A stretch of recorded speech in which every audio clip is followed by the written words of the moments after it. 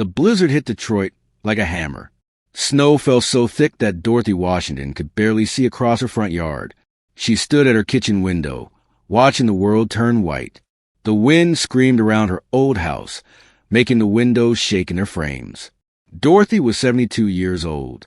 She lived alone in a house that was falling apart. The paint was peeling off the walls outside. The roof had holes where shingles had blown away. When it rained, she had to put buckets on the floor to catch the water dripping from the ceiling. Tonight was different. Tonight was dangerous. The weather people on television had been warning everyone for 3 days. This storm was going to be bad. Very bad. The temperature was dropping fast. Soon it would be 15 degrees below zero. Anyone stuck outside in this weather would die. Dorothy pulled her sweater tighter around her shoulders. Even inside her house, she was cold. 3 hours ago, her furnace had made a terrible noise and then stopped working. Now the house was getting colder and colder. She could see her breath in the air like little clouds. She had tried to call for help, but the phone lines were dead. The storm had knocked them out. Her cell phone had no signal. The only thing still working was her old CB radio, the one her husband Robert used to use when he was a truck driver. It sat on the kitchen counter, crackling with static and broken voices. Dorothy listened to the radio. People were in trouble out there. She heard motorcycles that would not start in the cold. She heard men talking about finding shelter fast. She heard the fear in their voices. She looked at the photograph on her wall. Robert in his army uniform, young and strong. He had died 3 years ago. Now she was alone. No one to help her. No one to protect her. The house creaked and groaned in the wind. Dorothy wrapped a blanket around her shoulders. She thought about her children. Her daughter Regina lived far away in California with her own family. Her son Jerome was a soldier, fighting in a war on the other side of the world. They had their own lives, their own problems. Dorothy would not call them and ask for help. She did not want to be a burden. Outside, the storm was getting worse. The street light on the corner flickered and went out. Now the whole street was dark, except for the small light on Dorothy's front porch. In the darkness and snow, her house was the only place with a light on. Dorothy made herself a cup of instant coffee with powdered milk. Real milk was too expensive. She could not afford it on her small Social Security check. $1,200 a month had to pay for everything. Rent, food, medicine, electricity. There was never enough. Her medicine bottles sat on the counter. She was supposed to take pills for her blood pressure every day, but the pills were expensive, so she only took them every other day to make them last longer. Her diabetes medicine was the same. Take less, make it last, hope it was enough to keep her alive. Dorothy was tired of being poor, tired of being cold, tired of being alone. But she kept going. Every day she got up. Every day she swept her front steps. Every day she kept her dignity. Her husband had taught her that. Dignity was something poverty could not take away. The CB radio crackled louder. She heard a voice say something about hypothermia, about needing shelter, about dying in the cold. These were people out there in the storm. Real people who needed help. Dorothy looked at her front door. It had 3 locks. She always kept them locked. The neighborhood was not safe anymore. Young men sold drugs on the corner. Houses stood empty with broken windows. At night, she heard gunshots sometimes. The police came, but they could not fix everything. She had learned to be careful, to not trust strangers, to keep her door locked and her head down. That was how you survived in this neighborhood. But tonight, people were dying out there. Then came the knock on her door. Not a small knock, a huge, thundering knock that shook the whole door in its frame. Dorothy jumped. Her heart started beating fast. Her hands shook. She moved slowly toward the door. Through the frosted glass, she could see shapes. Big shapes. Very big. 9 of them. They were enormous men in leather jackets. She could see chains hanging from their clothes. Ice covered their beards. They looked like giants, like monsters from a nightmare. Dorothy's hand went to her chest.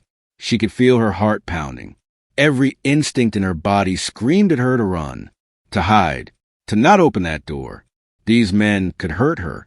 They could rob her. They could do terrible things. She was an old woman, alone, with no one to help her. They could take everything she had. They could kill her. But they were also human beings. And they were freezing to death out there. Another knock. Harder this time. More desperate. Then a voice. Deep and rough, but somehow polite. "Ma'am, we need help. Our motorcycles died in the cold. The roads are blocked. We just need shelter until morning. We have sleeping bags. We will not be any trouble. Please." Dorothy stood frozen. Her hand touched the deadbolt lock, but did not turn it. Everything inside her said no. Every news story she had ever heard about motorcycle gangs filled her mind. Violence, drugs, crime, danger. But what would Jesus do? What would Robert do? Robert had been a good man, a kind man. He had served his country in Vietnam. He had always helped people who needed help. He would tell her to open the door. She knew he would. But Robert was not here. Robert was dead. She was alone with this terrible choice. Let 9 strangers freeze to death outside her door, or risk everything to save them. The wind howled. The men outside were getting weaker. She could hear it in their voices. Soon they would be too cold to even knock. Soon they would lie down in the snow and never get up again. Dorothy closed her eyes. She said a prayer. "Lord, if this is how I die, let it be while helping others." Her hand moved to the deadbolt. It felt heavy, heavier than it should. This one small piece of metal was all that stood between her and whatever was going to happen next. She thought about her whole life. 72 years of trying to be good, of helping neighbors, of feeding stray cats even when she barely had food for herself, of being kind even when the world was cruel. Was she going to stop being that person now? Was she going to let fear win? Outside, a man coughed. A terrible, painful cough. The sound of someone who was very, very cold. Dorothy made her decision. The deadbolt clicked open. Before that terrible night, when 9 strangers knocked on her door, Dorothy Washington was already fighting a battle she seemed to be losing. Every single day was a struggle just to survive. Dorothy woke up every morning at 5:30. Not because she wanted to. Her body just would not let her sleep anymore. Too much pain. Too much worry. She would lie in bed in the dark, listening to the house creak and groan around her. When she finally got up, her knees hurt. Her back hurt. Her hands were stiff from arthritis. It took her 10 minutes just to walk from her bedroom to the kitchen. 10 minutes to cross a distance that used to take 30 seconds when she was young. In the kitchen, she made instant coffee. She could not afford real coffee anymore. The instant kind was cheaper. She mixed it with powdered milk because real milk cost too much. The coffee tasted terrible, but it was hot. That was what mattered. Dorothy would sit at her kitchen table with her worn Bible. The pages were soft from years of reading. Some pages were loose and fell out if she was not careful. She had read this Bible so many times that she knew most of it by heart, but still she read it every morning. It gave her strength to face another day. The house around her was dying slowly, just like she was. The paint on the outside walls was peeling off in long strips. It looked like old skin falling away. The roof had dark patches where shingles were missing. Every time it rained, water came through those holes. Dorothy had to put pots and buckets all over the house to catch the drips. Ping, ping, ping. The sound of water dripping into buckets echoed through the empty rooms. It sounded like a clock counting down to the day when the whole house would finally collapse. The furnace was old, very old. It made terrible noises when it ran. Rattling, wheezing, clanking. Sometimes Dorothy thought it sounded like an old man trying to breathe. She knew it would die soon. She just hoped it would last through one more winter.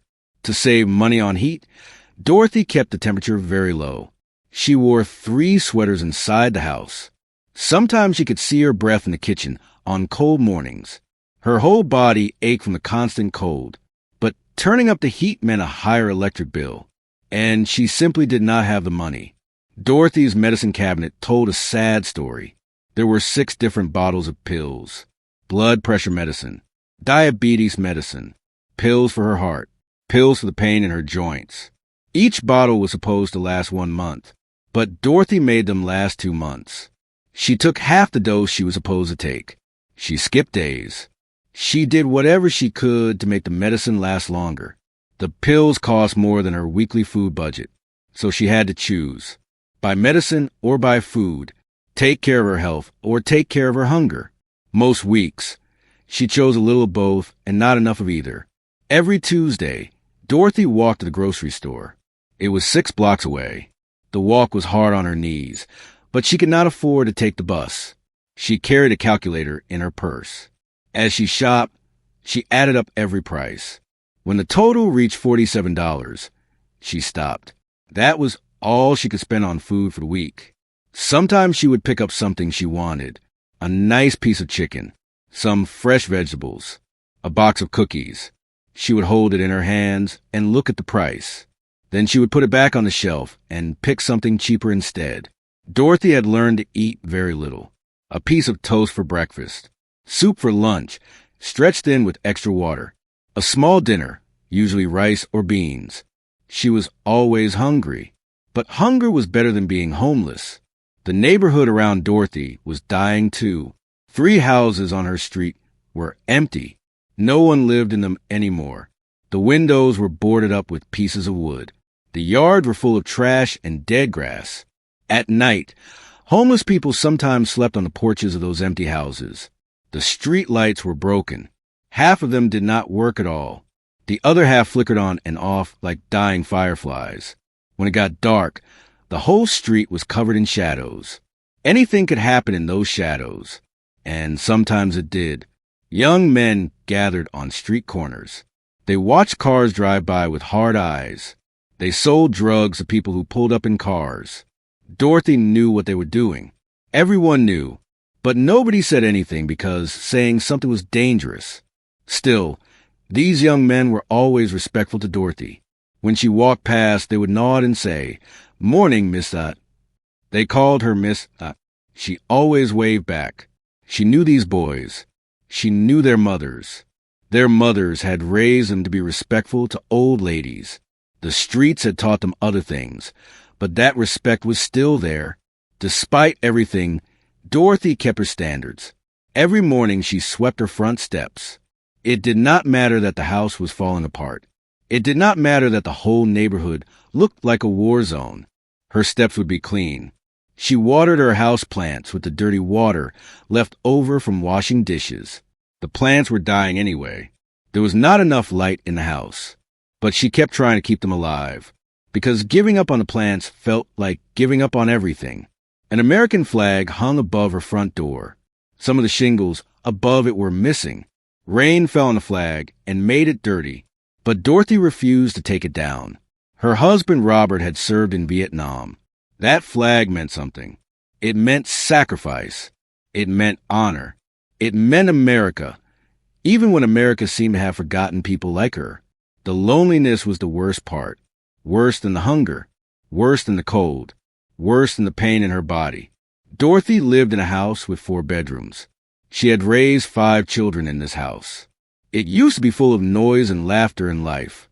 Now it was silent, empty, cold. Her daughter Regina had a good job in California. She had a husband and children of her own. They were building a good life out there. Dorothy was proud of her, but California was so far away, a different world. Her son Jerome was a soldier, just like his father had been. He was deployed somewhere overseas, fighting in somewhere that Dorothy did not really understand. She prayed for him every night, prayed that he would come home safe. Dorothy never asked her children for help. They called her every week. They asked if she needed anything. She always said no, always said everything was fine, because they had their own bills to pay, their own children to feed, their own lives to live. Dorothy would not become a burden to them. She would rather die than make her children feel guilty. Some mornings, Dorothy would stand at her kitchen sink and look out the window at the broken neighborhood. She would whisper the same prayer she said every day. "Lord, I have made it this far. Just help me make it through one more winter. This house may be falling down, but I am not." Dorothy knew people in the neighborhood thought she was difficult. She called the police when drug dealers got too close to the elementary school. She complained about loud parties that kept people awake at night. She yelled at people who threw trash in the street. She refused to let the neighborhood die without a fight. They did not understand what she was fighting for. This neighborhood had raised her children. Every crack in the sidewalk held a memory. Every tree had given shade to birthday parties and summer barbecues. 7 little compartments, one for each day of the week. She divided the pills carefully, making them stretch as far as possible. Some days she took the full dose. Some days she took half. Some days she skipped entirely. It was a dangerous game, but it was the only way to make the medicine last. Her body hurt all the time. Her feet were swollen. Her hands were twisted with arthritis. She had trouble reading because her eyes were getting worse. But she could not afford glasses. She could not afford a lot of things. The CB radio crackled in the background. It was one of the last things she had from Robert. Sometimes she turned it on just to hear human voices. It made the house feel less empty. Lately, she had been hearing strange transmissions, groups of motorcycles talking to each other in codes she did not understand. They sounded organized, almost military. Dorothy did not know that those voices on the radio would soon be connected to her own life. She did not know that everything was about to change. She thought she would just keep going like this, day after day, year after year, getting older, getting poorer, getting more alone, until one day she would just stop, and maybe nobody would even notice for a while. But Dorothy Washington was wrong. Her life was about to change in ways she could never imagine. The universe had a plan for her, a purpose. She just did not know it yet. Outside, the first snowflakes began to fall. The weather people on television had been warning everyone for 3 days. A big storm was coming, not just a regular winter storm. This one was going to be dangerous, maybe deadly. Dorothy sat in her living room watching the news. The weatherman pointed at a map covered in red and purple colors. Those colors meant danger. He said the storm would bring temperatures down to 15 degrees below zero. He said the wind would blow at 60 miles per hour. He said power lines would fall. Roads would become impossible to drive on. He told people to stay inside. Dorothy had lived through many storms in her 72 years. Michigan winters were always hard. But something about this one felt different. The way the weatherman's voice sounded scared. The way they kept repeating the warnings over and over. This storm was going to be bad. She started preparing the best she could with the little she had. She filled every pot and bucket with water in case the pipes froze. She found all her candles and put them on the kitchen counter with matches. She pulled out extra blankets from the closet. They smelled old and dusty, but they would help keep her warm. Dorothy checked her food. Not much. A can of soup. Some crackers, a little bit of rice, a few tea bags. She wished she had more, but this would have to be enough. She had $12 left until her next Social Security check. Not enough to buy much at the store. That evening, the storm began. At first, it was just wind. Dorothy could hear it starting to blow around the house. It made a low moaning sound, like something alive and angry. Then the snow started. Big. Heavy flakes that fell fast and thick. Within an hour, Dorothy could barely see across the street. The snow was falling so hard it looked like a white curtain had been pulled down over the world. The wind pushed the snow sideways. It did not fall down. It flew horizontal through the air. Dorothy turned on her small space heater. The house was getting cold. The old furnace in the basement was working hard. She could hear it making those terrible noises, rattling and clanking like it was in pain. Then at 6:47 in the evening, the furnace made one last terrible noise and stopped. Just stopped. The house went quiet. Dorothy stood still listening, waiting for it to start again. But it did not. The furnace was dead. Within minutes, Dorothy could feel the temperature dropping. The cold crept into the house like an invisible ghost. She went to her bedroom and put on another sweater. Then another one. Now she was wearing 4 sweaters, but she was still cold. She tried the space heater. She plugged it in and turned it on. For a moment, it glowed red and warm. Then all the lights in the house flickered. There was a pop sound. Everything went dark. The space heater had blown a fuse. The electrical system in the old house could not handle it. Dorothy stood in the darkness. Her breath came out in little white clouds that she could see even in the dark. The house was going to get very cold very fast. Without heat, she might not survive the night. Her diabetes made her circulation poor. Cold affected her worse than other people. She felt her way to the kitchen and found a flashlight. The batteries were weak, but it gave enough light to see. She tried her cell phone. No signal. The storm had knocked out the cell towers. She tried the landline phone. Dead. No dial tone at all. Dorothy was completely cut off from the world. No phone. No heat. No lights. Just her and the storm. Then she remembered the CB radio. She turned it on. The little screen glowed amber in the darkness. Static filled the air. Then voices started coming through. Broken and crackling, but voices. Roads are blocked. Trees down everywhere. Bikes won't start. Too cold. Engines are frozen. Need shelter. Can't make it much further. Hypothermia is setting in. Hands can't feel anything. Dorothy listened carefully. These were motorcycle riders. They were stuck out there in the storm. Their motorcycles had stopped working in the extreme cold. The roads were blocked with fallen trees and snow. They could not get home. They could not get anywhere. And they were freezing to death. Dorothy looked out her window. She could barely see anything through the snow. Just white everywhere. The wind was blowing so hard that it shook the windows. She heard a loud crack. Somewhere nearby, a tree branch had broken off on the way of the ice. Her own situation was desperate. Without heat, the temperature inside the house would drop below freezing by morning. Dorothy might not survive. She was old. She was sick. The cold could kill her. But those people on the radio were in immediate danger. They were outside, exposed to the full force of the storm. They would die tonight if they did not find shelter soon. Dorothy sat at her kitchen table, shaking from the cold. She wrapped a blanket around her shoulders. She thought about what to do. Should she try to leave? But where would she go? She had no car. Even if she did, the roads were impassable. She was trapped here. All she could do was wait. Wait and hope the storm would pass. Hope she would survive until morning. Then came the pounding on her door. So loud it made her jump. Her heart started racing. Through the frosted glass, she could see them. 9 huge shapes. Men in leather jackets. Ice covered their clothes and beards.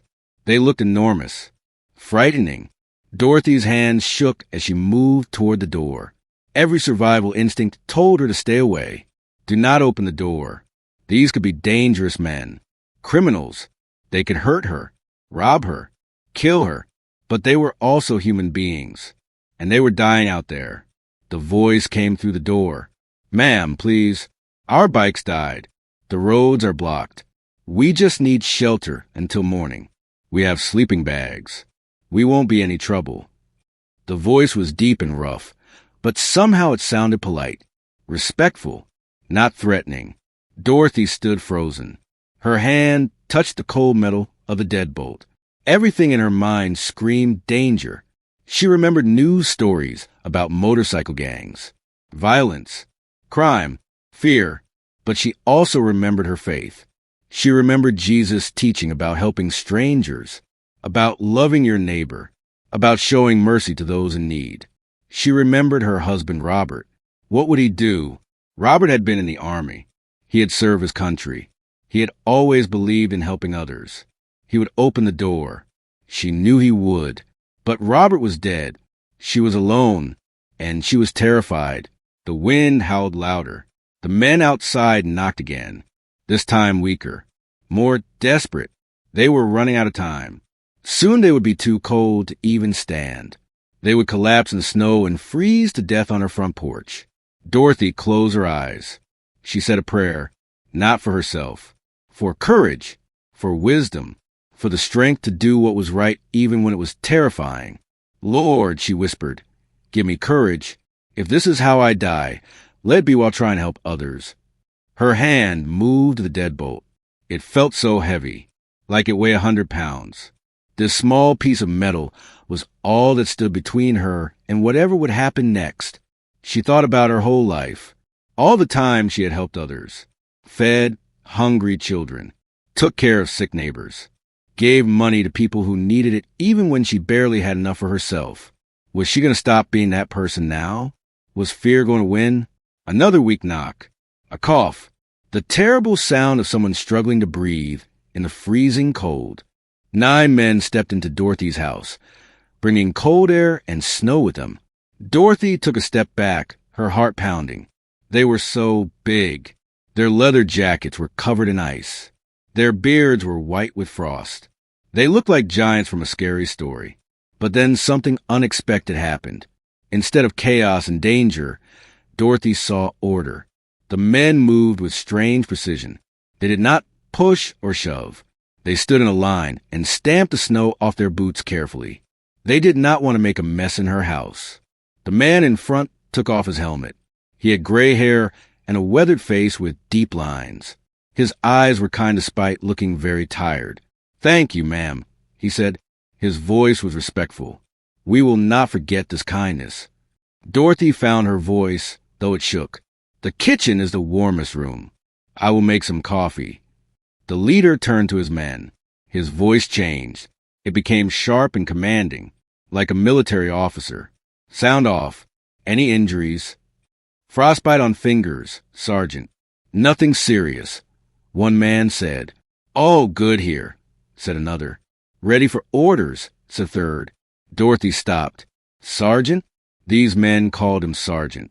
They responded like soldiers, not gang members. This was not how criminals acted. The men arranged their sleeping bags on her living room floor. They placed them with exact spacing, like they had done this 1,000 times before. When Dorothy offered her couch to one of them, they all refused at the same time. "You keep your comfort, ma'am," the leader said. "We're used to sleeping rough." Without being asked, the men divided up tasks. 2 of them went down to the basement with flashlights to look at the dead furnace. Others checked the smoke detectors. One man quietly looked at the medicine bottles sitting on Dorothy's kitchen counter. He approached her carefully. "Ma'am," he said softly, "when did you last eat a real meal?" Dorothy felt her face get hot with embarrassment. "I eat fine," she said. "Yes, ma'am," he said. "Just asking." He did not push, but his eyes were sad like he understood.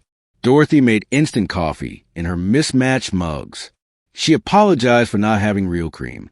These giant men in leather jackets drank the cheap coffee and praised it like it was the best thing they had ever tasted. "This is perfect, ma'am. Thank you. Have not had coffee this good in weeks." "You are too kind, Miss Dorothy."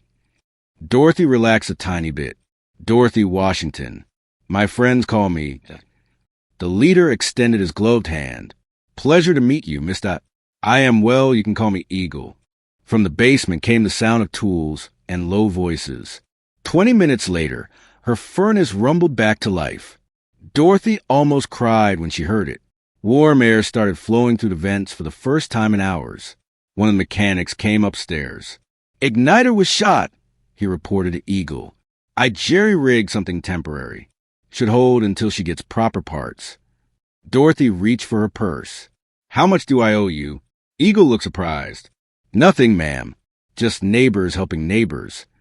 While Dorothy prepared what little food she had, the men shared military rations from their packs.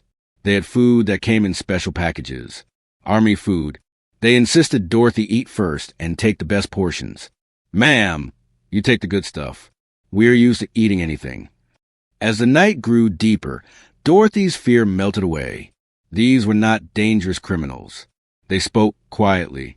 They used words Dorothy recognized from when Robert was in the Army. Perimeter secure. All quiet. Next watch in 2 hours. One man stood by the front window, like a guard. The others slept in their sleeping bags on the floor. When Dorothy got up at 3 a.m. to take her medicine, she found Eagle sitting in the darkness, completely alert. "All quiet, ma'am," he whispered. "Rest easy. We have got you covered." For the first time in 3 years, Dorothy felt completely safe in her own home. These strange men were protecting her, taking care of her. making sure nothing bad happened. Morning came gray and cold, but the storm was ending. Eagle woke his men with quiet commands. They cleaned Dorothy's floors until they shined. They packed their gear with military precision. Every single man came to Dorothy and thanked her personally before leaving. No loud voices, no crude language, just genuine gratitude from genuinely good men. Eagle approached last. He pulled out a thick envelope from his jacket. Dorothy could see money inside. Miss Dot, this is for furnace repair, utilities, whatever you need. Dorothy pushed it back firmly. I did not help you for money. Eagle's eyebrows went up. He clearly was not used to people refusing money. Ma'am, most people would have. I am not most people, Dorothy said quietly. There was dignity in her voice. You are good men. I can see that now. That is enough payment. Eagle studied her face for a long moment, like he was memorizing it. What is your full name, ma'am? Dorothy Washington. Why?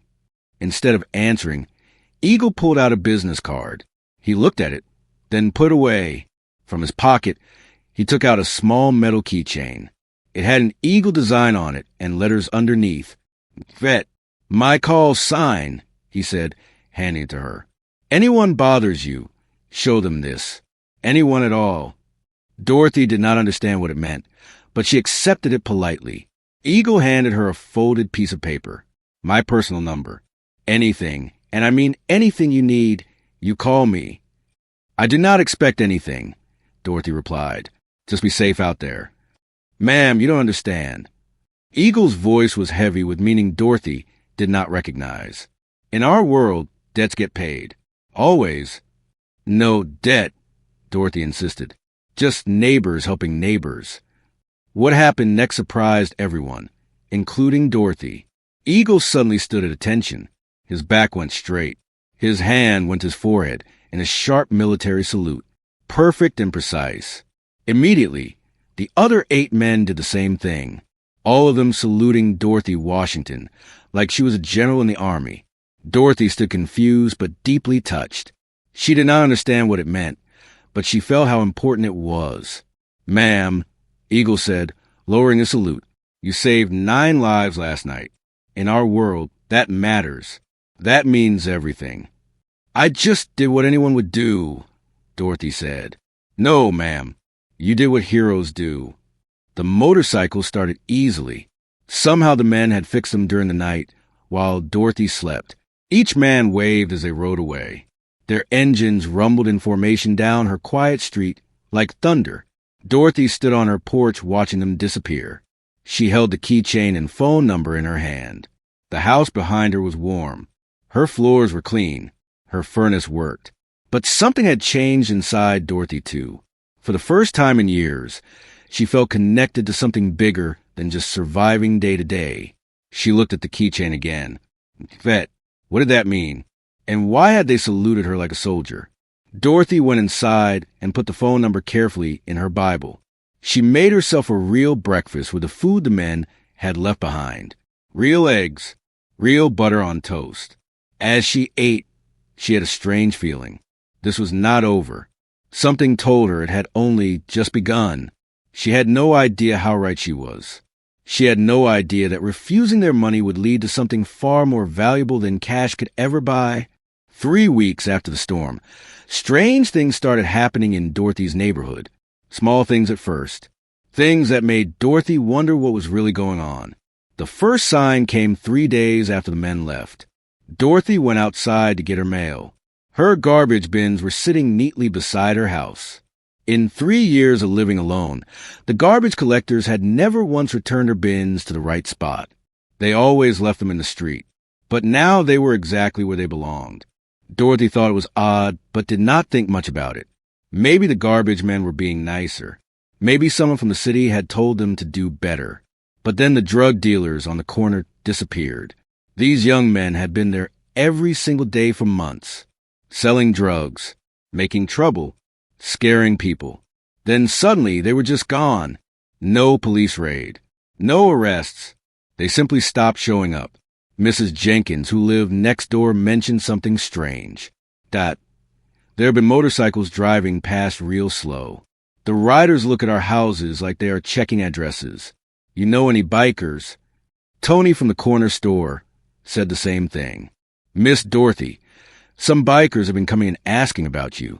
Real polite guys, but intense. They want to know which house was yours. Everything okay? Even Brenda, the mail carrier, brought up, Miss Dorothy, I have seen motorcycles around here asking about your address. Not in a bad way. Just making sure they know where you live. You sure everything is all right? Dorothy did not know what to say. She just nodded and said everything was fine. But inside, she was confused. Why were people asking about her? More strange things kept happening. One morning, Dorothy woke up and the broken street light was working. The one that had been flickering and dying for 8 months. Now it shined bright and steady. Dorothy called the city to ask when they fixed it.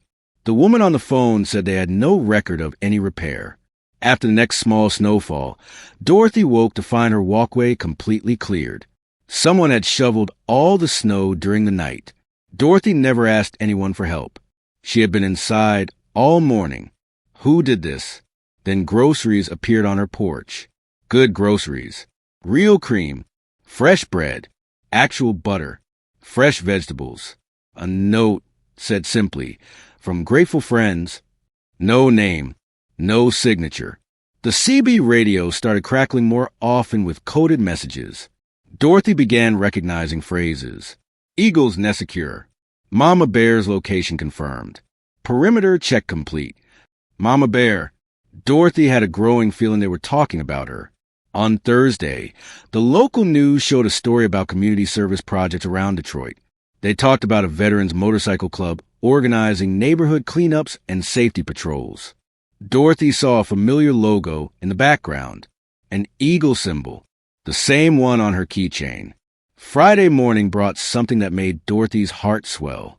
She found a small American flag planted in her front garden. It was positioned perfectly to catch the morning sun. Dorothy had not put it there. None of her neighbors admitted to it, but someone had placed it there deliberately. Someone who knew what that flag meant to a military widow. Dorothy sat at her kitchen table 3 weeks after the storm. The mysterious protection. The neighborhood changes. The growing evidence that someone was watching over her. She needed answers. She looked at the phone number Eagle had given her. Her hands trembled as she picked up the phone. She dialed the number. It rang twice. Then a deep, authoritative voice answered. This is Colonel James Morrison, United States Army, retired. Dorothy's breath caught in her throat. Colonel? Colonel Morrison, she stammered. This is Dorothy Washington. You stayed at my house during the blizzard. The formal voice instantly became warm. Miss Dot, ma'am, I've been hoping you would call. How are you? House staying warm? Furnace holding up. Colonel Morrison, Dorothy said carefully, who exactly are you? There was a pause. Then a chuckle that sounded almost embarrassed. Ma'am, I suppose I owe you some explanations. Over the next hour, Colonel Morrison told Dorothy everything. He was not just any soldier. He had served 28 years in the United States Army. He had commanded the 75th Ranger Regiment. He was a recipient of the Congressional Medal of Honor, 3 Purple Hearts, more commendations than he could count. The men with me that night, he continued, every single one is a decorated combat veteran. Diesel Thompson, Navy SEAL, Purple Heart recipient. Doc Martinez, Army medic who saved 47 lives in Afghanistan. Tank Williams, Marine Corps, Bronze Star for Valor. They are all heroes, Miss... Dorothy's legs gave out. She sank into her chair. You mean you are all war heroes? No, ma'am. Morrison's voice was quiet but firm. You are the hero. You saved 9 veterans who have seen too much death and too much darkness. That night, you reminded us what we fought for. Dorothy's mind was spinning. The military precision, the discipline, the respect, the salutes. It all made sense now. MCVET stood for Motorcycle Club Veterans. I founded it after my retirement, Morrison explained. Therapy for PTSD, community service, helping brothers transition back to civilian life. We ride together, serve together, heal together. Why did you not tell me? Dorothy whispered. Ma'am, we have learned that some people treat us differently when they know our service records. You helped us because we were human beings in need. That meant everything. Then Morrison told her something that made Dorothy cry. Miss Dot, I did some research on you. Your husband, Robert Washington, served in Vietnam. 1967 to 1969. Army mechanic. Good Conduct Medal. Honorable discharge. Yes, but how did you know? Ma'am, he served with my mentor, Sergeant First Class William Martinez. Doc's father, actually. Your Robert saved Bull's life during the Tet Offensive, fixed his damaged vehicle under enemy fire, got him to medical aid in time. Dorothy's hands flew to her mouth. Robert had never talked about specific incidents from the war. Ma'am, Bull Martinez trained me, shaped me into the soldier I became. Without him, I never would have survived my first deployment. Your husband saved the man who made my career possible. Tears streamed down Dorothy's face. Robert never said. Good men rarely do, Miss Dot, but heroes recognize heroes. That night at your house was not chance. It was Robert's spirit working through you, taking care of his military family. Morrison's voice grew thick with emotion. When we saluted you, we were not just thanking you for shelter. We were honoring Robert's widow, showing respect for a family that sacrificed for this country. I never knew, Dorothy whispered.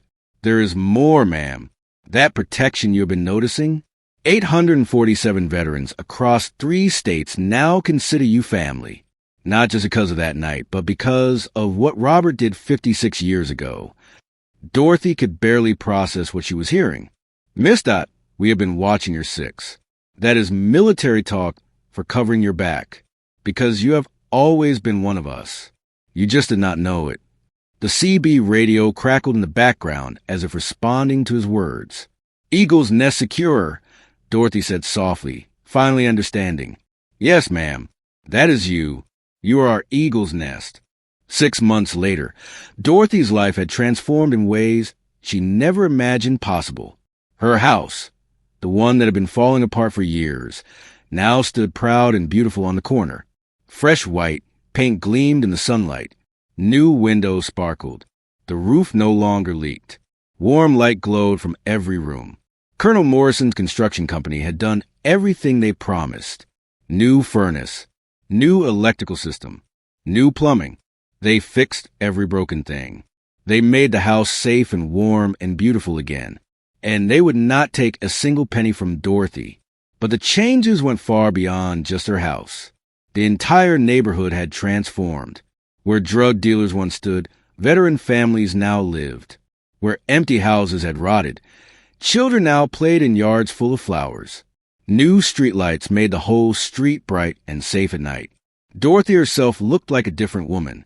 Proper food and medical care had helped her lose weight and gain energy. She wore colorful new clothes instead of worn old house dresses. Her eyes sparkled with life again. At 72 years old, Dorothy was enrolled in community college. She was studying to become a peer counselor, and she was getting almost perfect grades. Every morning at 6 o'clock, Dorothy had coffee with Colonel Morrison on her front porch. They planned community activities together. They talked about which veterans needed help. They organized programs for the neighborhood. At 8 o'clock, Dorothy attended her online classes. She studied at the same kitchen table where she used to count pills and worry about money. Now that table was covered with textbooks and photos of her veteran family. At 10 o'clock, Dorothy tutored neighborhood children. They all called her Grandma now. She helped them with homework and gave them cookies and told them they could be anything they wanted to be. In the afternoons, Dorothy worked as a certified peer counselor. Veterans drove from all over the state to talk with her. They sat in her basement counseling room and told her their problems. They talked about the wars they had seen, the friends they had lost, the hard times they faced coming home. And Dorothy listened. She understood loss. She understood struggle. She understood finding hope in darkness. Her appointment book was full for weeks in advance. Everyone wanted to talk to Dorothy Washington, the grandmother who had saved 9 veterans and started a movement. The Sunday dinners had become legendary. Every week, 50 to 60 people came to Dorothy's house for dinner. Veterans and their families, neighbors who needed community, college students, elderly people who had no one else. Dorothy's expanded dining room buzzed with conversation and laughter. The media had noticed what was happening. Local news stations ran stories about Dorothy. National magazines wrote articles about her. Documentary crews followed her around with cameras. Even Hollywood producers called about making a movie. Dorothy considered the movie offer carefully. But she had one condition. All the money had to go to veteran housing programs in other cities. She did not want fame. She did not want fortune. She wanted to help more people. Because of Dorothy's example, 12 other cities had started similar programs. They paired veteran motorcycle clubs with isolated military widows. They created community support centers. They proved that kindness could rebuild broken neighborhoods. Dorothy consulted on each program, sharing everything she had learned.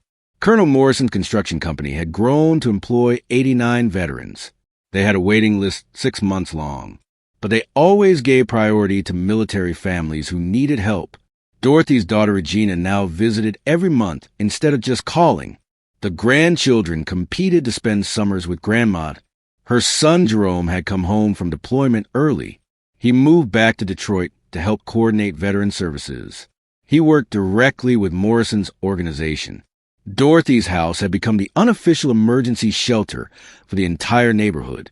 When storms hit, families knew they could find safety at Miss Dot's place.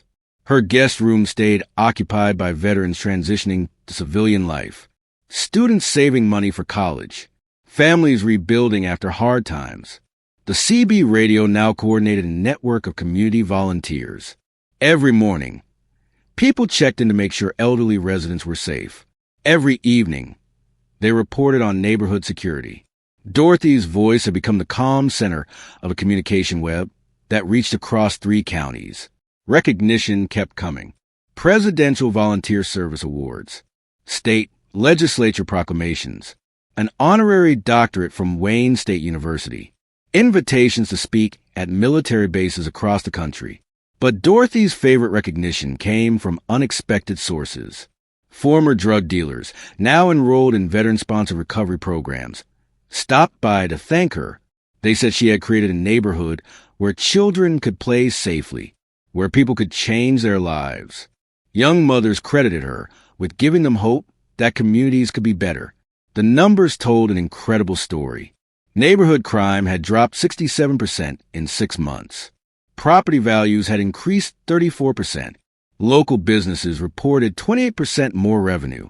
Families were moving in instead of moving out. The neighborhood was alive again. Dorothy Washington had become exactly what she had always been, a woman who opened her door when someone needed help. The difference was now the whole world was watching and learning from her example. 1 year after the first storm, another blizzard hit Detroit. Dorothy watched the snow fall from inside her warm, secure home. She was not afraid this time. Her house was strong. Her furnace worked perfectly. Her pantry was full of food. A backup generator waited in the basement just in case. At exactly 8:15 in the evening, the same time the bikers had knocked 1 year ago, Dorothy's doorbell rang. She smiled instead of trembling. Through the glass, she saw a young family huddled together. A man in his 20s, a woman holding a crying baby. They were shivering in thin jackets. Their car sat dead in her driveway, covered in snow. Dorothy opened the door immediately. Come in, she called out warmly. Let me make some coffee." The young father looked embarrassed and desperate. "Ma'am, I am so sorry to bother you. Our car died. The phone is dead. We just need to call for help. The baby is so cold." "No apologies needed," Dorothy said, bringing them into her warm kitchen. "You did exactly right coming here." As she prepared hot chocolate and sandwiches, Dorothy learned their story. The man's name was Miguel. He had recently been discharged from the Army after 3 tours in Afghanistan. He struggled with PTSD. His wife Maria was finishing nursing school while caring for their premature baby. They were moving to Detroit for a new job, a fresh start in the city where they knew no one. Within an hour, Colonel Morrison arrived with a mechanic, The veteran network mobilized automatically. Miguel would start work with Morrison's construction company on Monday. Maria would have a quiet place to study for her nursing finals. The baby would receive care through the Veteran Medical Network. By midnight, the family had keys to a small apartment 2 blocks away. It was fully furnished by veteran volunteers. Miguel stared in amazement at the instant community that had surrounded him in just a few hours. "How can we ever repay this kindness?" he asked Dorothy. Dorothy smiled. The same response she had given Morrison a year ago. Just help the next person who needs it. That is how kindness grows. As the family settled safely in their new home, Dorothy returned to her kitchen. She looked at Robert's photo on the mantel. It was surrounded now by pictures of her extended veteran family. Dozens of smiling faces. Her 800 sons. "We did good. Do we not, baby?" she whispered the photograph. Through the window, she watched Morrison's crew clearing the family's driveway. The CB radio crackled with check-ins from veteran patrols across the city. Her phone showed 17 text messages from neighbors making sure she was safe. Dorothy checked the weather forecast. Another storm was coming next week. She smiled and restocked her coffee supplies. More people might need help, and Dorothy Washington would be ready. She thought about everything that had happened in 1 year. How opening her door that terrifying night had changed everything. How one act of courage had created a family.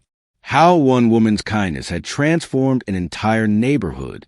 Dorothy understood now what her purpose had always been. Not just to survive, but to show others that kindness was the strongest force in the universe. That one person could make a difference. That heroes were not people with special powers. Heroes were ordinary people who chose to help when it would have been easier to look away. Outside, snow continued falling on a neighborhood where no one had to face storms alone anymore. Dorothy Washington had proven that one act of courage could change everything. And she was not done yet. Every day brought new people who needed help, new families who needed hope, new chances to show that kindness could change the world. Dorothy poured herself a cup of real coffee with real cream. She sat at her kitchen table surrounded by textbooks and family photos, and the warm glow of a life that had found meaning again. She was 73 years old, and she had never been happier, because Dorothy Washington had learned the greatest truth of all. When you open your door to help others, you do not just change their lives, you change your own. And sometimes, if you are very lucky, you change the whole world.